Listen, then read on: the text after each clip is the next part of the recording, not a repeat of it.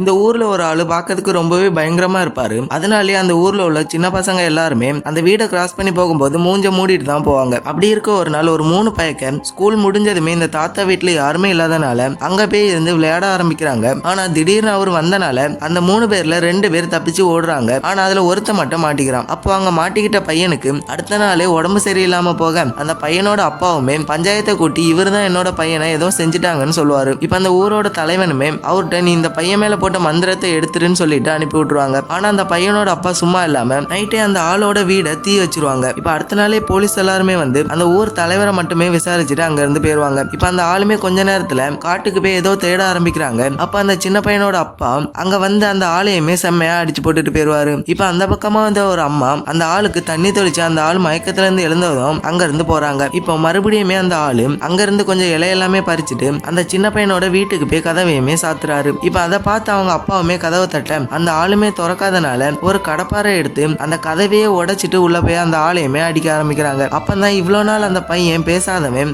முறையா அவரோட அப்பாவை பார்த்து அப்பான்னு சொல்லுறான். ஆக்சுவலி அன்னைக்கு அந்த ஆளு அந்த பையனை ஒண்ணுமே பண்ணிருக்க மாட்டாரு. ஆனா அந்த ஊர் மக்கள் எல்லாருமே இந்த ஆளை ஊரை விட்டு ஒதுக்கி வச்சிருப்பாங்க. ஏன்னா இந்த ஆளு யாருக்குமே மந்திரம் போடக்கூடாதுன்னு இந்த ஆளை ஊரை விட்டும் ஒதுக்கி வச்சிருப்பாங்க.